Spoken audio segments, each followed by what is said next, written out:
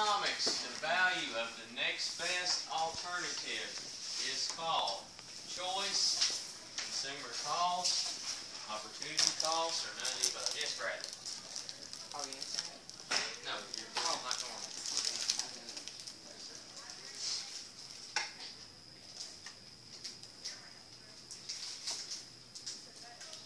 No meaning to that.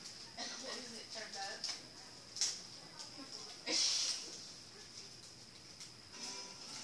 There you go.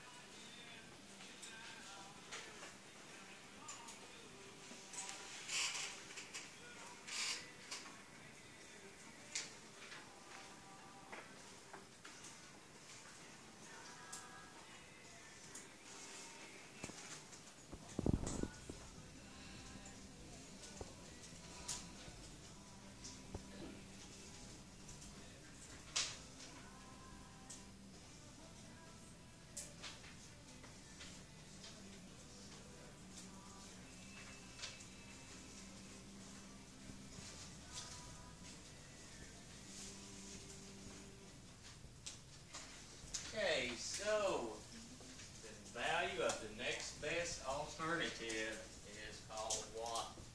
Bradley? Opportunity cost. It's what you're giving up. If you're buying one product, you're making a decision between two products, it's the next best choice. Okay, so today we're going to be talking about the Trail of Tears.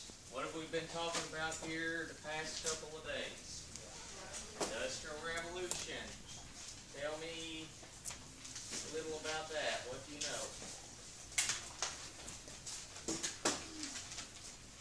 What's some of the technology? What did you say? The cotton gin. The cotton gin. Steamboat. Steamboat. Who invented steamboat? Robert. Robert Fulton. Who invented the the cotton gin? Eli Whitney. Who is the guy that memorized plans in Great Britain and came to America? The coloring. Oh, he was Caucasian. Worked in a factory in Great Britain and memorized designs for machines in the factory, say so? Francis Cabot Lowell built the first factory. Opened the first factory. Is he an Adams? Starts with an S. Samuel Adams? Samuel Slater. Labels on top of it. Samuel Slater. What else have we talking about? What other issues did we just finish talking about? We've been talking about Indians before. We have issues with them thinking back to our last test. They're bringing the troops out west, right? Yeah, they're pushing them out west. We're going to be talking more about that today. So go ahead, everyone should have their guided outline. Of course, this is chapter 11, section 2, talking about the Trail of Tears. Today we're going to be learning about the Trail of Tears, why it came to be, what policies were passed, what hardships Native Americans faced. Also, we're going to be looking at a piece of artwork depicting the Trail of Tears, and you all will hopefully give you a visual aid of some of the hardships they faced. So moving Native Americans. There's 5 civilized tribes that still live in the eastern part of the United States. We have the Cherokee. You may be familiar with the Cherokee. Kalendari to the front office. If you've been to Gatlinburg area, what's just right across the border in North Carolina? Cherokee, North Carolina. A lot of Cherokee people still live today. You have the Creek. Seminole. If you're a Florida State fan, that's their mascot, so you should be aware of that. And the Chickasaw. Last, Choctaw. 5 civilized tribes. What do you think civilized tribes mean? As in, like, they have their own environment, they have, like, their own towns, they have houses. Exactly. They have towns, they have, their government. They don't have to depend on Yeah, they're kind of on their own. They'll have schools, police force, rules, things like that. Just what we have today to make ourselves civilized. Tribes established farming societies and successful economies. We talked about the majority of these tribes lived in the South. So what kind of economy does the South have? Farming. What about the North? Factories, industrial. So the tribes, they contributed to the agriculture. All right, now I can update as far as what we're going to do today. Okay, next, the Americans thought the land west of the Mississippi River was unsuitable for farming. What do you know about the land west of the Mississippi River? Okay, today we do grow a lot of corn, but think in this period did we have, a lot of the modern technologies such as tractors and combines and all the pesticides Oh, they had a lot to of farm? deserts and stuff.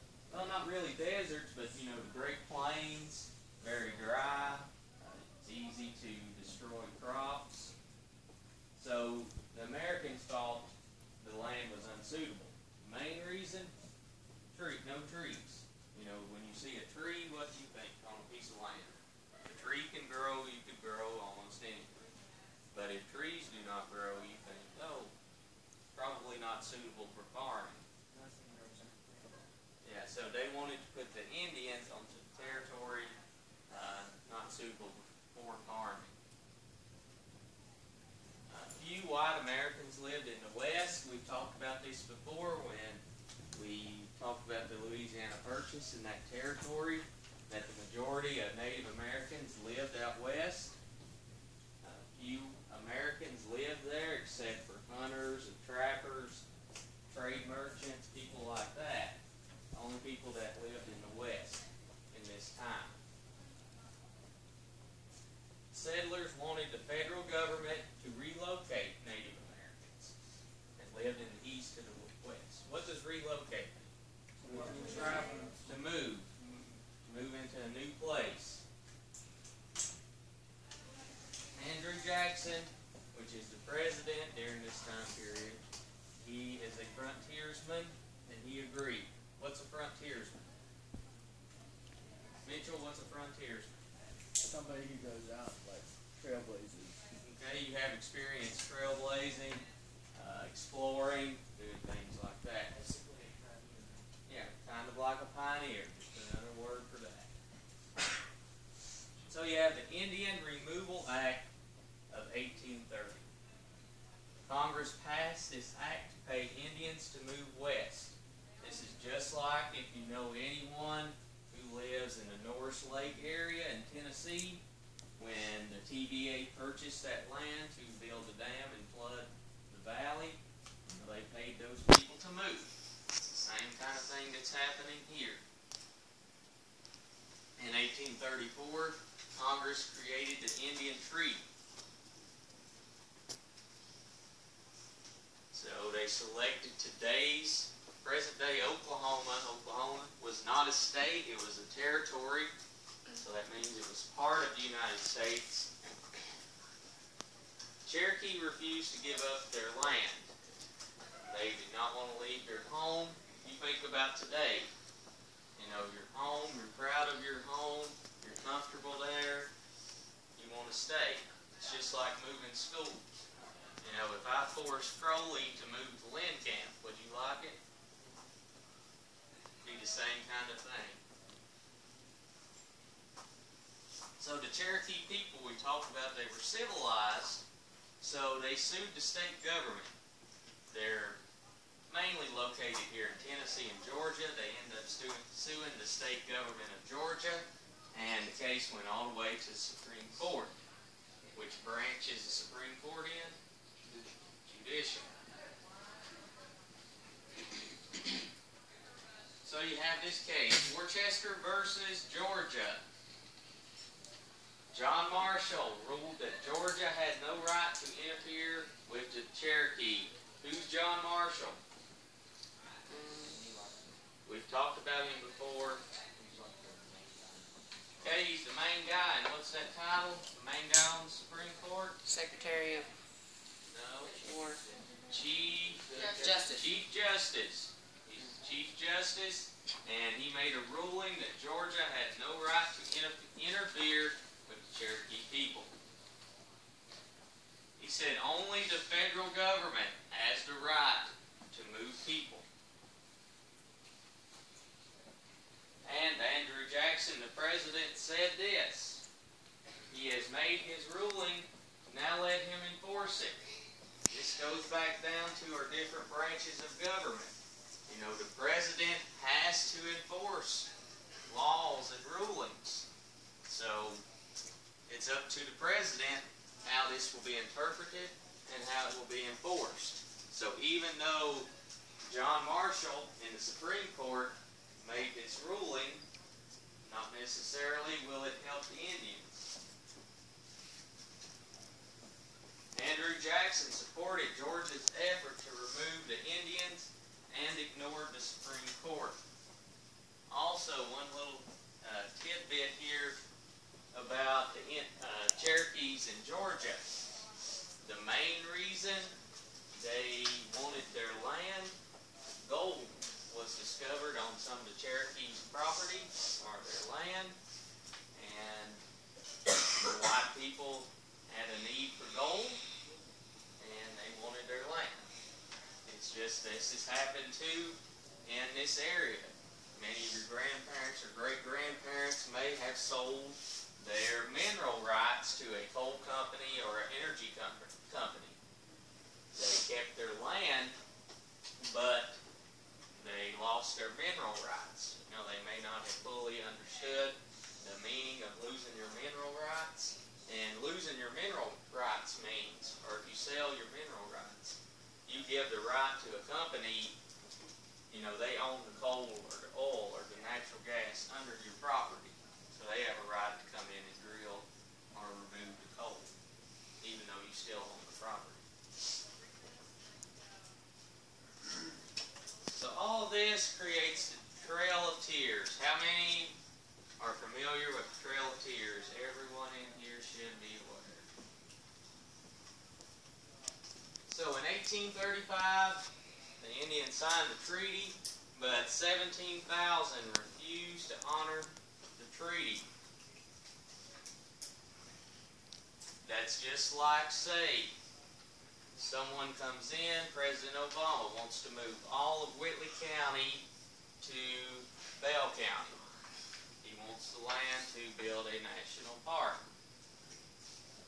And he would get, say, Pat White Jr. to sign the treaty. He's the only person to sign the treaty. Okay? Does he speak for all of Whitley County, even though you may not want to leave? No. This is kind of what they did. A couple people, a chief, you know, someone like that, signed and spoke for all the people. Even though all did not want to leave, the American government took it as a right to move them. Cherokee people then wrote letters and sent petitions to the American government in protest. What right does deals with petition and writing letters and protesting? Which amendment? First Amendment. You have the right to petition and the freedom of speech. So in 1838, General Winfield Scott and an army of 7,000 troops removed the Cherokees from their homes and led them west. One issue they ran into with the Cherokees, if you notice, we talked about a place we're familiar where Cherokees live. Where's that place? Just outside Gatlinburg, Cherokee, North Carolina. What do you know about the terrain of Gatlinburg area? A lot of mountains. Would it be hard to round up people in mountains like that without the roads of today? Or yeah, it would be very hard. So many stayed in their homeland, or hid in caves, stayed there protected, but many were removed. So you have the Cherokee journey. Native Americans suffered from exposure, disease, starvation, and this claimed thousands of lives. Think about going on a journey today, having to walk or ride a horse from Williamsburg all the way to Oklahoma. Does anyone, I know you've been to Oklahoma. It's pretty long. Did you drive or fly? It's 12 hours from here. Okay, so if it's 12 hours driving, that's half a day. So think about walking. How long would that take you? Probably weeks. Years. It would take a very long time. And you think about maybe going into wintertime with snows, or what about the past couple weeks where we've had flooding? Roads would be super muddy, creeks would be hard to cross, rivers. They had to cross the Mississippi River. Think how hard of a journey that it's been. And also taking all your belongings. Think about, Nathan back here, he's got to load up all his clothes and his Xbox, TV, and his bed and all that, and strap it on his back and walk thousands of miles out west. So it's a very hard journey. Cherokees called this, and I'll try my best to pronounce this, I am not Cherokee, so Nunadal and Sunni, the trail where we cried, or as we know it, the Trail of Tears.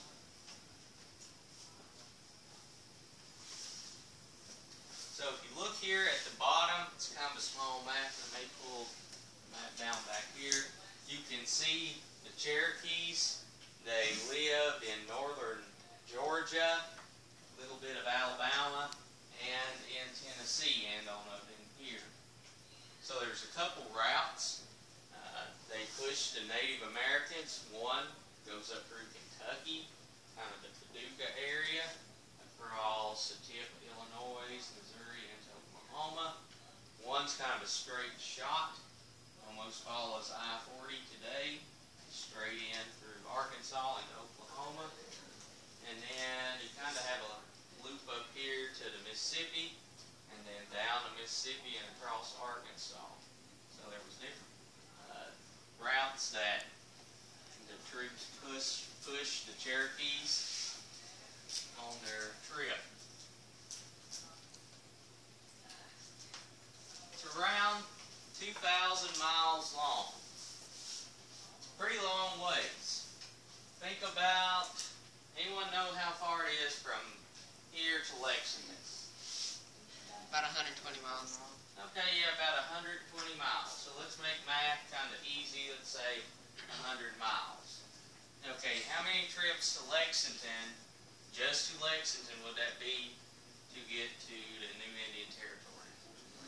20. So think about walking 20 trips to Lexington. Everybody should have been to Lexington once in their life. So 20 trips walking to Lexington. How long does it take you to drive? About an hour. How long would it take you to walk 100 miles? About a day or two. 4 hours a mile, so 4 miles an hour. I said that backwards. Yeah, you can walk a mile in probably, 15 minutes, 20 minutes if you're really walking. But if you're carrying your goods, or you're an 80-year-old Indian, it'll be a hard trip, yeah. I mean, being cane walking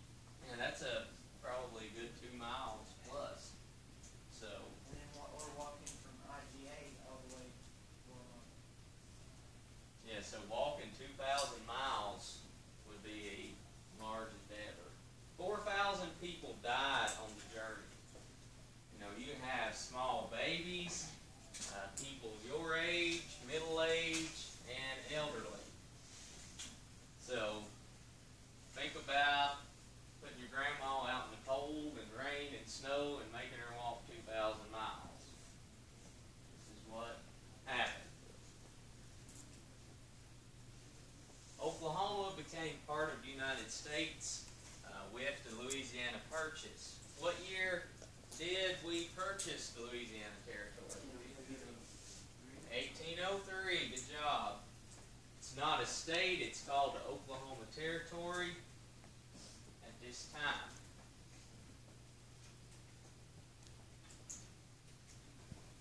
We also have the Seminoles of Florida. They responded by attacking settlements. How did the Cherokees protest? What did they do? They used the courts. They sued the state government, and the case went all the way to what level? Supreme Court. So they responded by attacking settlements. Cherokees used the courts. Seminoles did not, and they kept their land. You know, think about this. You know, would you more likely just let someone stay if they're shooting at you than if they're taking you to court and, you know, you're in business suits and you're just handling negotiations in a courtroom? You know, so if your life's in danger, more likely to let things go.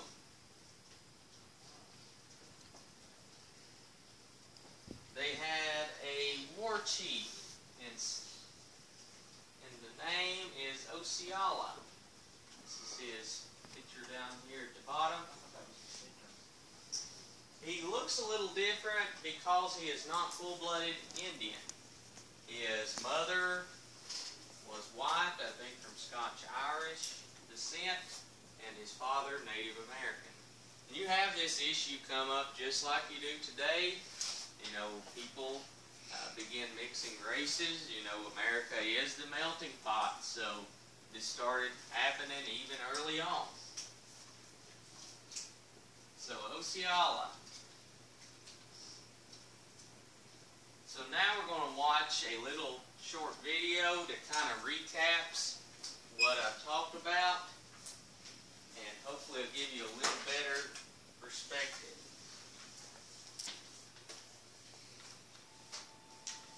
Native American tribes have lived in the southeastern parts of the country for thousands of years. As more and more white settlers moved in, they found themselves surrounded by U.S. states who wanted their land.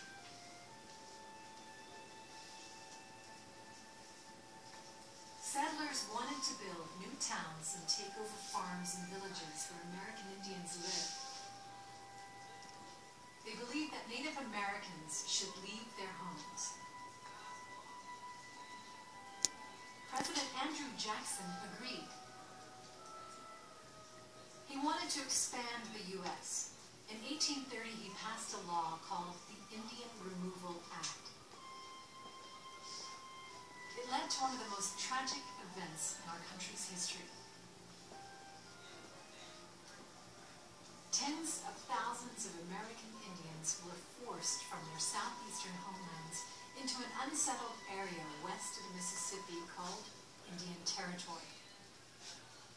Hundreds died on the journey of hunger, cold, and exhaustion and sickness. Some tribes, like the Seminoles, fought to stay in the southeast, but they were eventually pushed out too. Within 7 years, all except the Cherokee had been moved west. The Cherokee tribe had challenged the law as unfair, and U.S. courts ruled that they could stay and live according to their own tribal laws and customs. The Cherokee had developed communities with roads, churches, courts, and public schools. Jackson found one Cherokee chief to sign a treaty giving the land over to the U.S. in exchange for a large sum of money. That's what I was talking about. He just found But most one of the Cherokee person to people and agree. leaders did not agree to the Speak treaty. for all people. They did not agree to move. Instead, Army troops forced them to. The 800-mile journey was harsh, and the Cherokee were treated cruelly. Without enough to eat, lacking fresh water and proper sanitation, many Cherokee people died of disease. Some were forced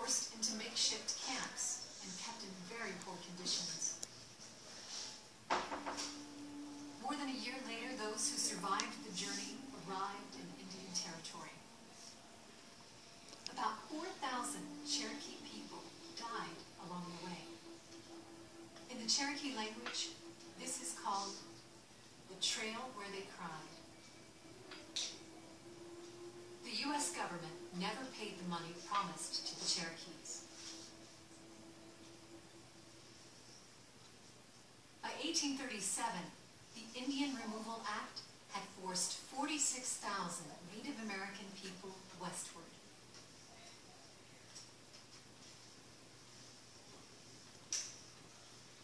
Hey, what do you think about that?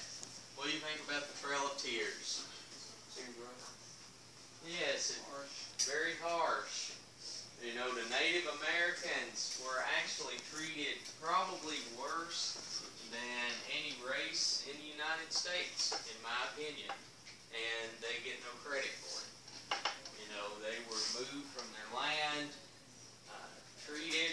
They still face a lot of harsh conditions. Most Native Americans in the United States live below the poverty level today, unless they somehow kind of got together and joined a tribe and opened a casino, and then they're doing pretty good. But other than that, they're very poor people. They still live in these territories and reservations. A lot of churches do mission work with Indians and Native Americans, so there's still a people much in need. What else do you think about it? Do you think the American government was right in moving these people, or did they wrong these people? Yes. You know, our government's not perfect. We've always, politicians make mistakes. That's why it's always important to be informed when you begin voting. You know, that's one of our responsibilities we talked about earlier in the year, being informed, so you can make the best decisions for all people. So what I want you to do now is look at this painting. This is a painting depicting part of the Trail of Tears. What I would like you to do is get in pairs of two, you know, just turn around with your neighbor, just real quick, and list what you see in this painting. You know, what's the expressions of the people?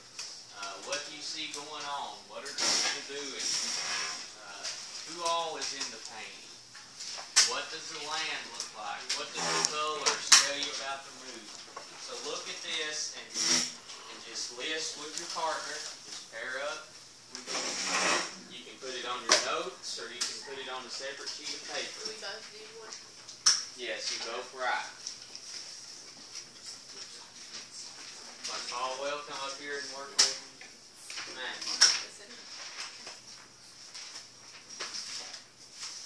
You know, what's one of the first things you notice when you look at this painting? Yeah, this lady right here crying. You know, she looks old, possibly cold, and she's crying. So why would she be crying?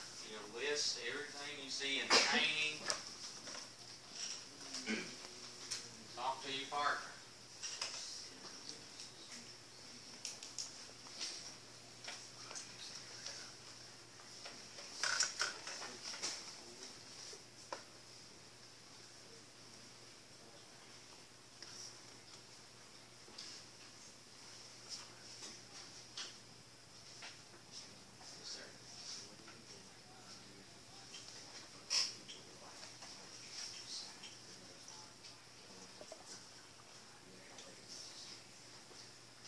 Mississippi's flowing south. You know, they're going to go west. So they would have to, you know, they could drive it down the way, they'd still have to cross Arkansas. They'd still have to cross Missouri.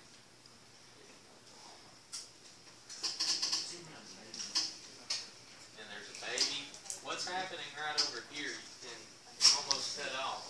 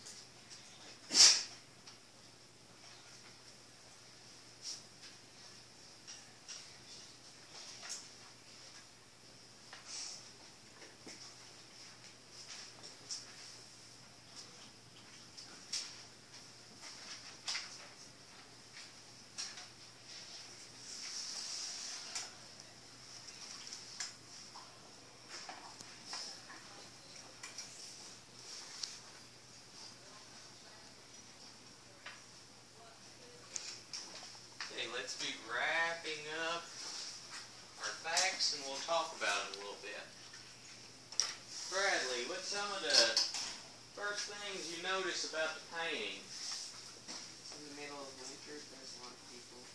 Okay, it's in winter. Do you think that would be harder conditions to travel?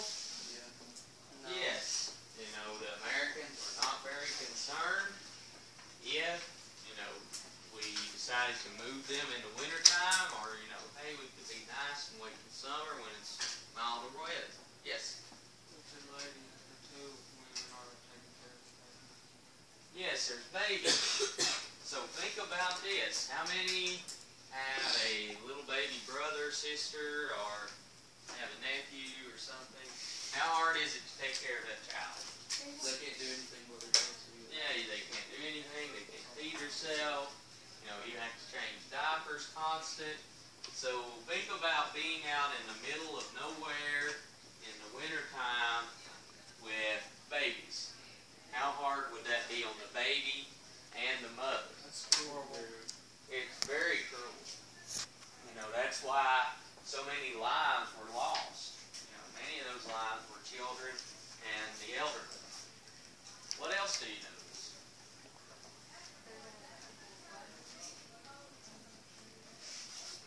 Very few wagons. And if you look at the picture closely, at the people on the wagons and horses, the kind of hats they're wearing.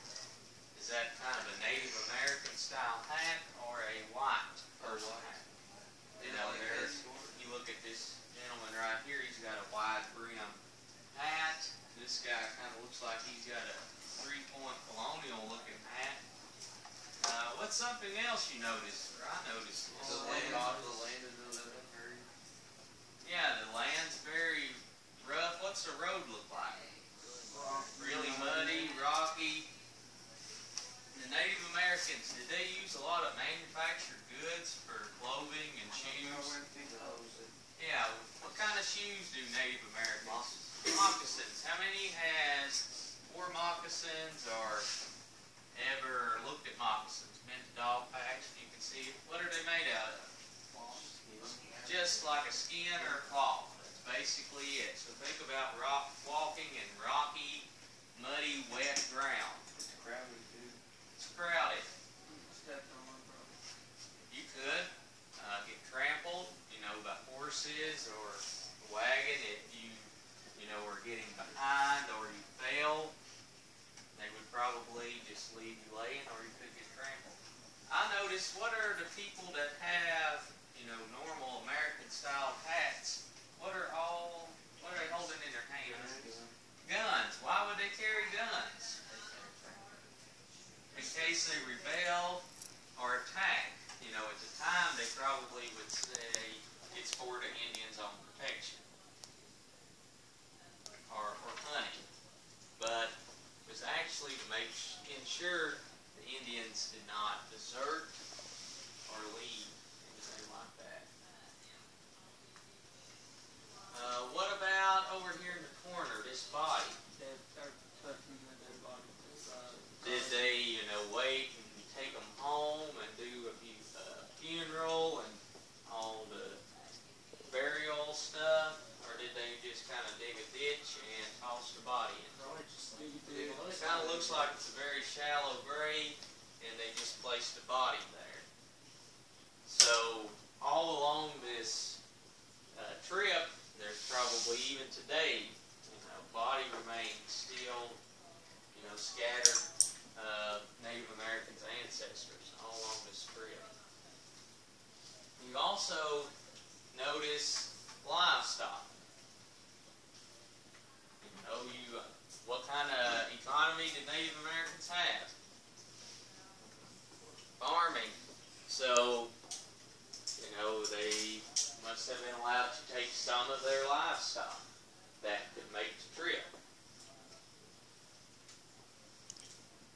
We've talked about that the white people are mostly on the wagons or riding the horse, and the Native Americans are